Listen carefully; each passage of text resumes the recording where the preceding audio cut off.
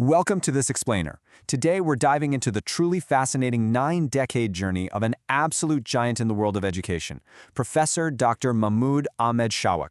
When we talk about modern education, curriculum building, and the philosophy behind how we actually teach the next generation, it's pretty much impossible to ignore the massive footprint left by this extraordinary scholar.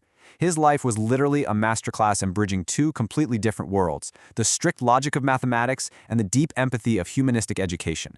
We're going to unpack his inspiring academic success, explore his revolutionary theories on curriculum development, and even uncover the secret to his boundless energy. So let's jump right in and see what we can learn from a man who spent nearly a century shaping minds. Okay, I absolutely love this quote. It instantly shatters that whole stereotype of the dusty, super serious academic. Dr. Shawq used to say this with a huge smile during deep intellectual gatherings. Just look at it. I am now in my second youth, considering the first youth is from 60 to 80, and the second from 80 to 100. I mean, how incredible is that? It just shows his amazing humor, his vitality, and his relentless optimism. He didn't see aging as this slow decline. No way. To him, it was a graduation into a brand new phase of energy and contribution. That vibrant human spirit is exactly what fueled his legendary work ethic. Let's take a quick look at our roadmap for today.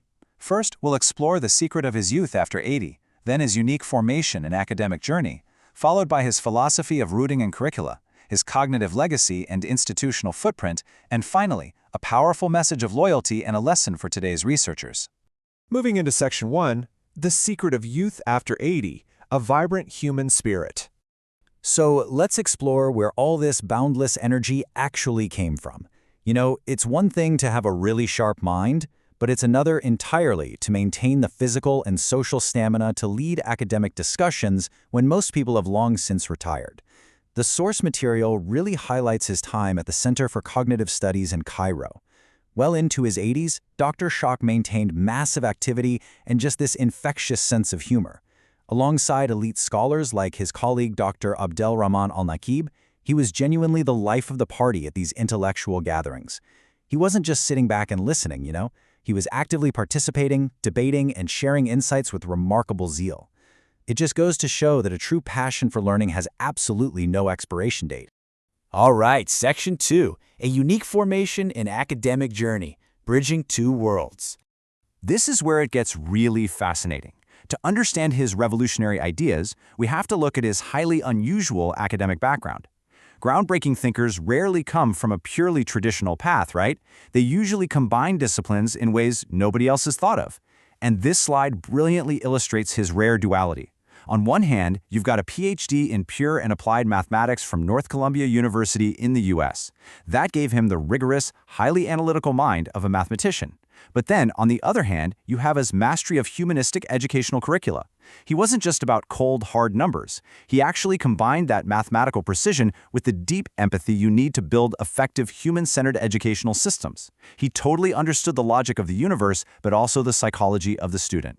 And it didn't stop there. He also had an incredible linguistic bridge. He was an eloquent master of pristine, classical Arabic, which let him craft really beautiful, culturally resonant educational literature. But at the exact same time, he had flawless mastery of the English language. So why does that matter? Well, this duality meant he could simultaneously dive deep into Western pedagogy, read all the latest global educational theories in their original language, and then critically analyze them.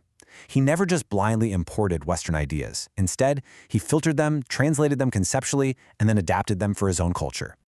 If we map out his career chronologically, it's like watching an evolution unfold. First, he starts at Ain Shams University in Egypt as a professor of pure and applied mathematics, basically teaching highly abstract concepts. Then, he moves to Cairo University and shifts his focus to the methods of teaching those concepts, stepping into the role of professor of math curricula. And finally, he expands his scope entirely at Imam Mohammed bin Saud Islamic University in Saudi Arabia as a professor of comparative education. So he literally evolved from teaching the what to teaching the how, and ended up shaping advanced postgraduate methodologies across major universities in the Middle East. Now for Section 3, the philosophy of rooting in curricula, known as ta'sil. Dr. Shawq was an absolute pioneer of this concept called ta'sil, which basically translates to rooting. But what does that actually mean in the real world? Well, it means he insisted on building educational thought and modern curricula so that they are firmly rooted within the values and cognitive framework of the Islamic worldview. He strongly believed that education shouldn't just be some random collection of facts imported from abroad. It needs to have a soul, you know? It needs to be culturally authentic and totally aligned with the core identity of the students who are learning it. What you absolutely should take away from this is his genius balancing act. Just look at these two pillars. On one side, we have Islamic authenticity, staying completely true to foundational cultural values. But on the other side, we have educational modernity, staying wide open to modern science, advanced technology, and modern teaching strategies. See, he never rejected the modern world. Not at all. Instead, he fused contemporary Western strategies with authentic Islamic principles. He was essentially proving that you can absolutely have a cutting-edge, world-class education without ever sacrificing your cultural roots. Moving right along to Section 4, Cognitive Legacy and Institutional Footprint, a Lasting Impact. Get this, 25. For a staggering quarter of a century, Dr. Shawq served as a strategic advisor to the League of Islamic Universities. Let that sink in. During that time, he was mapping out higher education policies across borders, developing huge academic structures, and fostering integration between universities. And as if that wasn't enough, he also served as a scientific advisor for Saudi Arabia's Ministry of Endowments. While he was there, he actually modernized their communication and guidance methods to bring them up to contemporary standards. His practical, real-world impact on institutional policy was just massive. He also literally wrote the book on a lot of this stuff, ensuring his wisdom was passed down. His foundational texts are incredible. His 465-page masterwork, Modern Trends in Plan and Curricula, published in 2001, right alongside Fundamentals of the Curriculum and Curriculum Development, are still considered absolutely essential reading. And I'm not just talking about historical texts sitting on a shelf. These are active, strategic blueprints used by educators, researchers, and policymakers globally to design effective learning systems today. The guy practically wrote the manual on balancing tradition with innovation in the classroom. Finally, we reach Section 5, a message of loyalty and lesson for researchers, true dedication. Professor Dr. Mahmoud Ahmed Shawq left this world at the very impressive age of 93, passing away on January 20, 2021. He spent 9 full decades as a scholar, an educator, and a true guiding light. His departure was deeply mourned across the Middle East by universities and educational bodies alike. It honestly left an irreplaceable void in the wall of authentic educational thought. Now this is where we get a really powerful reality check. The source material actually concludes with an impassioned, impartial critique from Dr. Salah Abdel Sameh Abdel Razak. He issues a stark warning against what we might call fair-weather academics. He points out a pretty painful reality. You know, often when scholars hold high official positions, people flock to them. They host fancy seminars and sing their praises, mostly just to gain status themselves. But the moment those scholars retire or pass away, the phone just stops ringing. Dr. Razak argues that true loyalty to giants like Dr. Shawq isn't just typing a quick, shallow "rest in peace" on social media.